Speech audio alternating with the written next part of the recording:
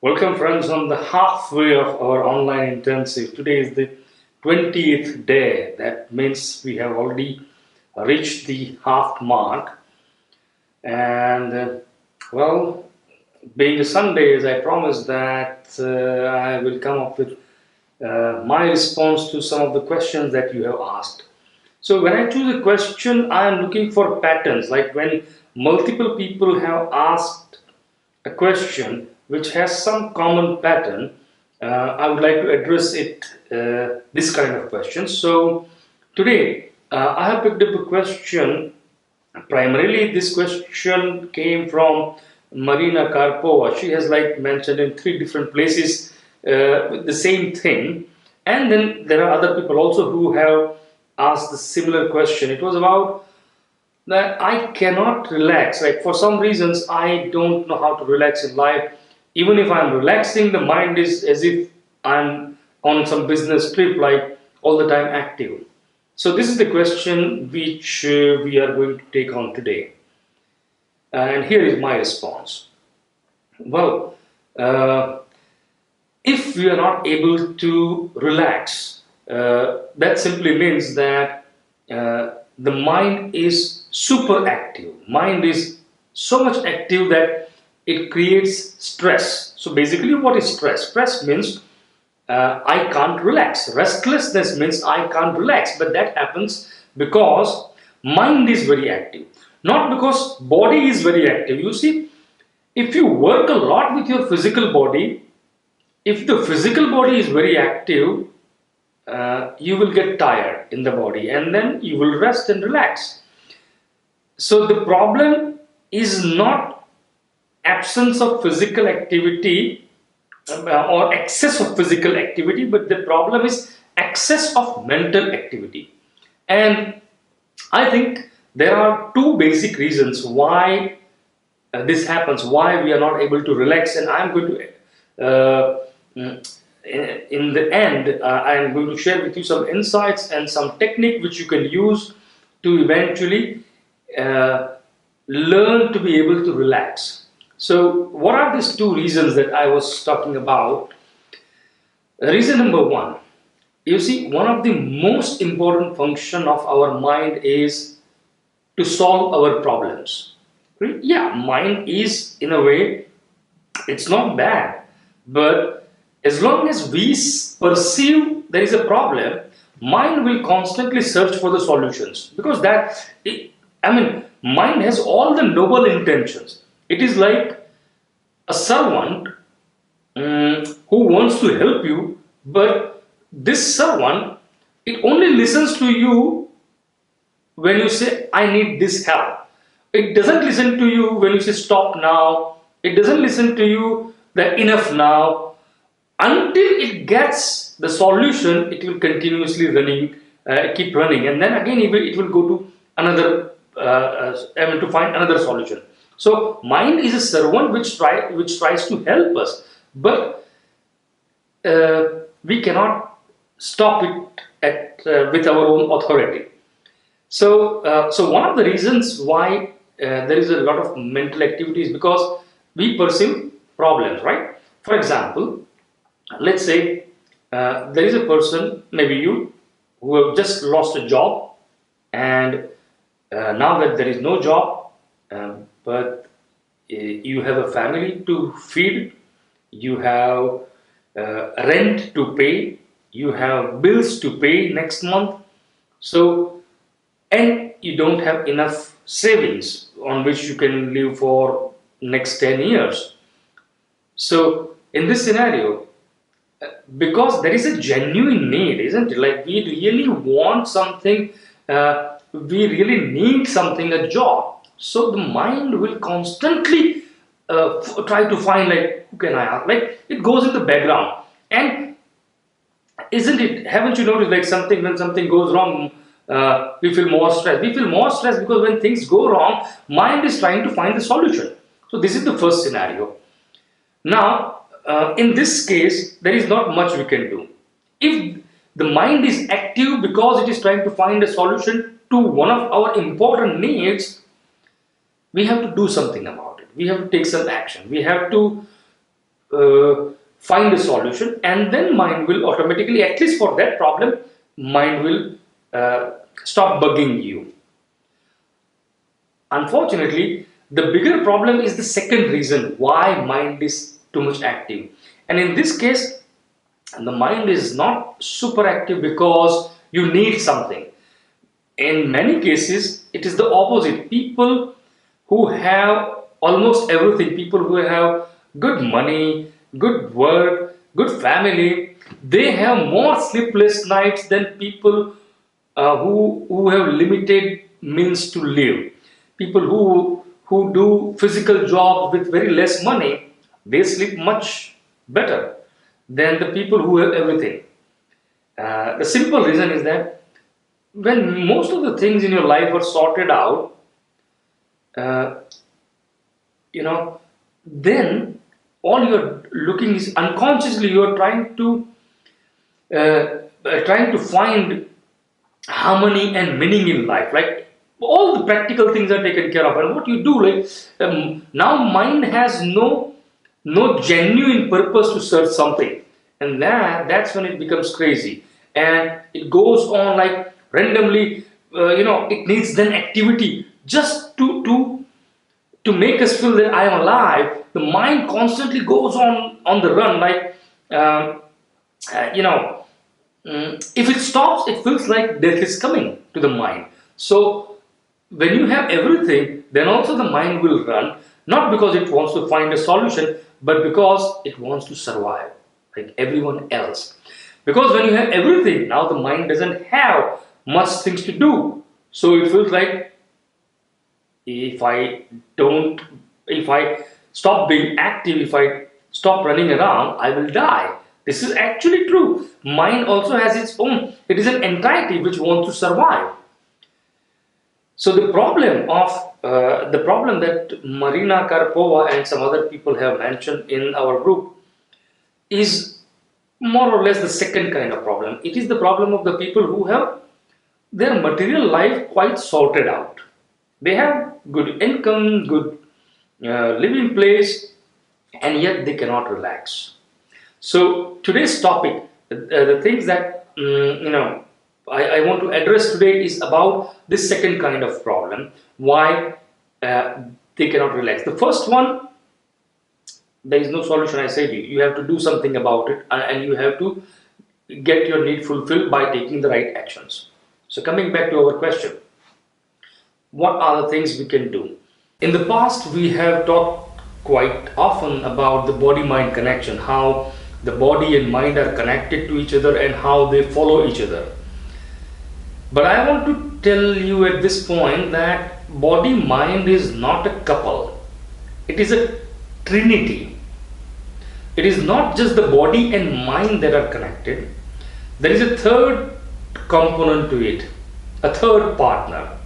There is body, there is mind, and there is breathe. The breathe that we take in and out. So breathe is separate from body. Before a moment, it is outside. Then it comes inside. Again, it goes outside.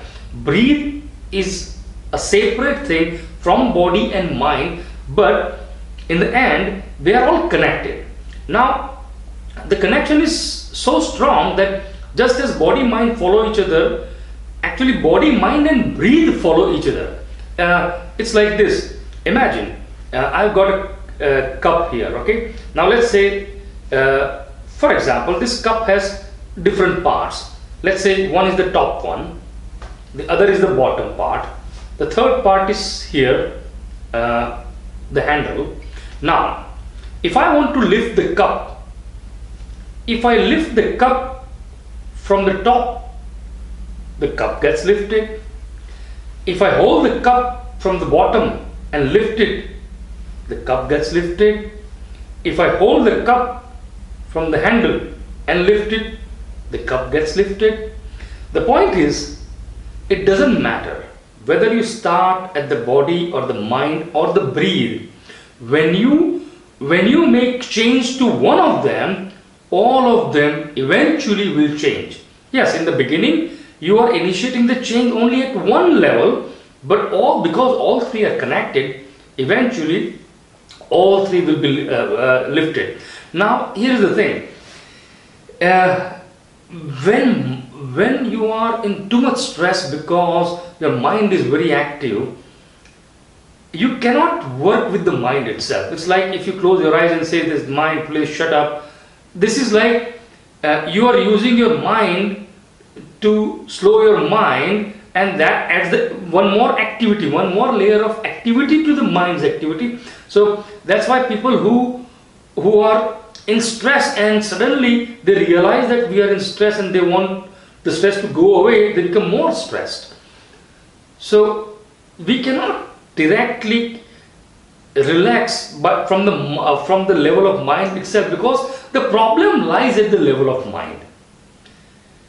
In this case, I would like to share with you a technique today which is very simple, yet it is very powerful, using the breathing.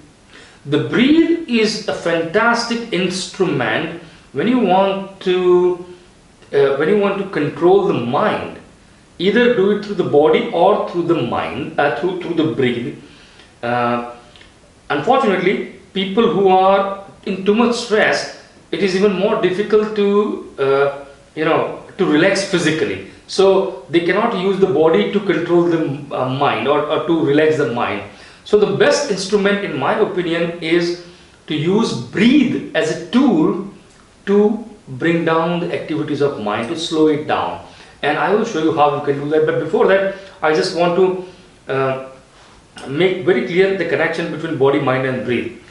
You see, in yesterday's video, incidentally, I was just talking about how, like, if I am saying I'm confident with my body not showing the signs of confidence, you will feel that something is wrong, because body and mind reflect each other, right? But it is not only body and mind. The breath is also involved. For example, when you are angry, obviously, physically you cannot say that I am very angry at this moment. It's very, very angry. If you are really boiling, it will show in your body. But it will not only show in your body, it will also show in your breath. The breathing is much faster when you are angry. The breathing is much heavier. Now, this is a simple fact. Look at the people who are calm. Yes, their body is relaxed, but at the same time, their breath is relaxed. Now, we don't know their breath is relaxed because their body is relaxed, and the body is relaxed because the mind is relaxed. So we don't know which started. Maybe the mind first relaxed and then the body relaxed and then the breath relaxed. Or maybe the body got relaxed and then the breath relaxed and then the mind. We don't know where it all started. But when a person is totally relaxed, what happens is that the breathing rate slows down. The same thing happens when people have a couple of glasses of wine in the beginning. As long as it's just a lesser quantity, also it influences the rate of the breath. So you can say that because my body is relaxed, my breath is relaxed, or because my breath is relaxed, body is relaxed. Don't get into that question. This question is like, who among the chicken or the egg was first? Who, you are never going to figure that out. But we will use this phenomena of this connection, that if we know that when we are angry, our breathing also changes in addition to our body, or if we are centered, our breathing is also slowed down and calm in addition to the body itself. Why can't we use this phenomena? This is what we are going to exactly do in this technique.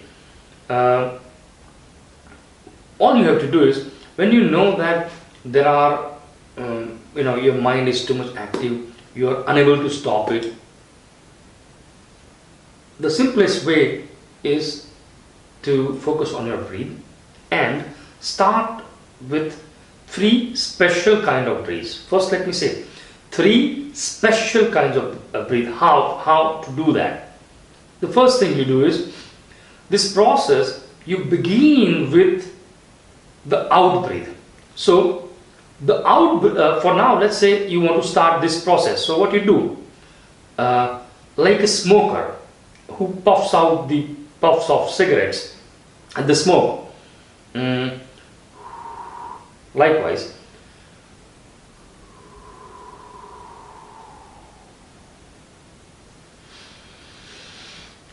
empty the full capacity of lungs outside, but through the mouth, right?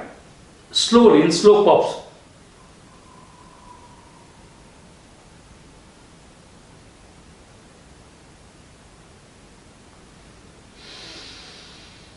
Until nothing is left inside, and then close the mouth, and automatically, now that there is no air, automatically the air will come inside. So let this air come inside without you doing it. Let me show you once again.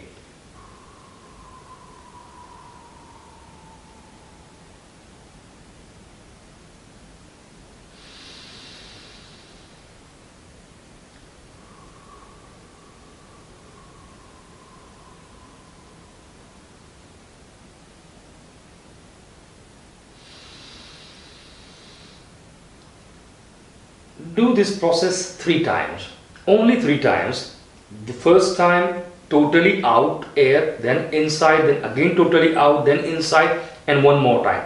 But while you are throwing away the air out, it should be your lungs and your belly should be totally empty, like even your belly will go inside, because now you are exhaling fully, totally, right?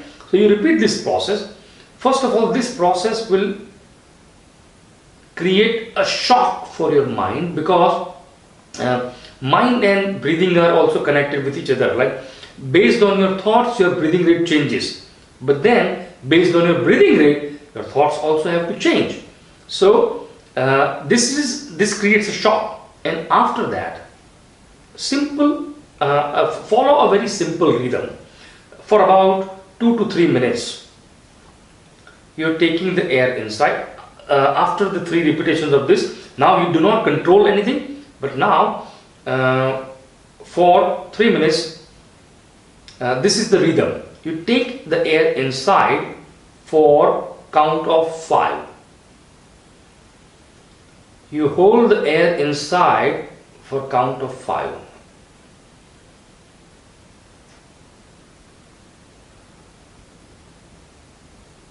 You exhale out for the count of 5. You let the air be outside for the count of 5. So there are four stages, right? The first stage, when you take the air inside. The second stage, when you lock the air inside, keep it inside.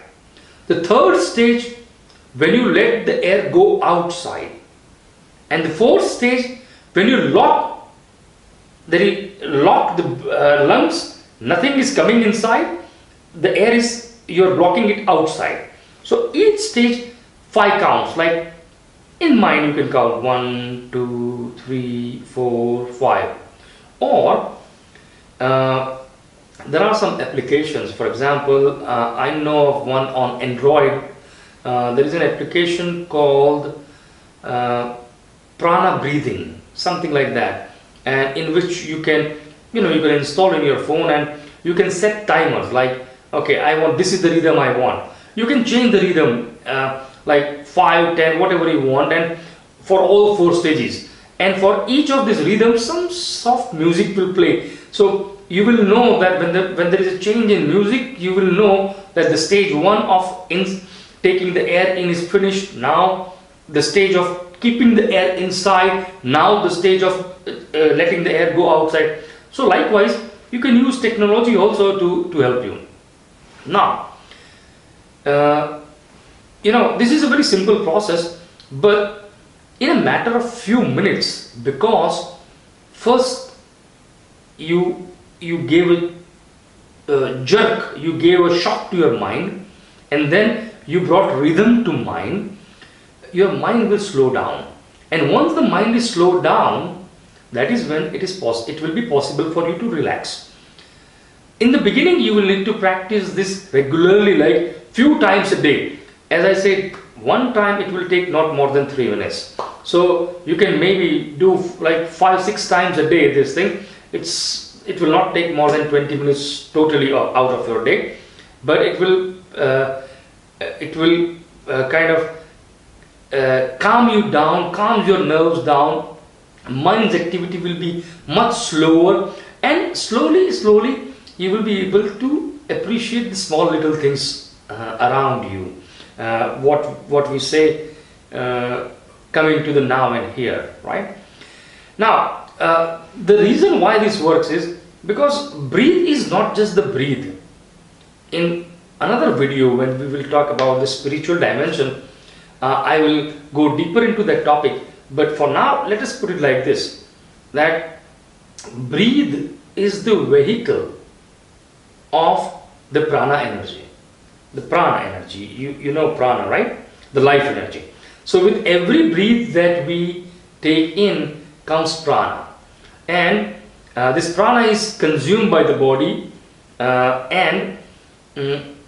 so by working with the breath, we are not just working with the physical body. This breath, yes, it's true that the breath brings air, but at the same time, at the subtle level, at the energy level, breath brings prana energy.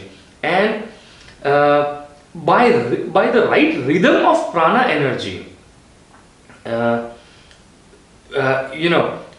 we can control the speed and frequency of mind. The reason this technique works is because, you see, mind's activity is very much connected with the disturbances in our prana energy, in our astral body. So when there is a disturbance at the astral body level, that disturbance comes to the mind, because that is where, see, behind the mind is this energy body, the astral body, and any disturbance in prana will create a disturbance in this astral body, which will reflect in the mind, which will reflect in the body. So we go straight to the source of the problem. We go to the prana energy itself. We create a rhythm, a slow rhythm of intake of prana, which slowly settles the inner energy body, and then eventually you will start seeing the reflection in your mind. When the inner body, energy body, starts receiving prana in the right rhythm, the mind calms down. When the mind calms down, less thoughts come. When less thoughts come, you are able to look around and notice the small little things, simple things of life. And when you are able to do that, stress leaves out your system, and then it is possible to relax. Well, friends, I hope this is a very simple technique anybody can do anywhere. If you have got any questions, you're free to ask, you're free to post in our group. I'll come back with my response to more questions next weekend. During the weekdays, we will continue with the sequence of our topics in Ecology of a Happy Life. Have a nice Sunday. Thank you very much.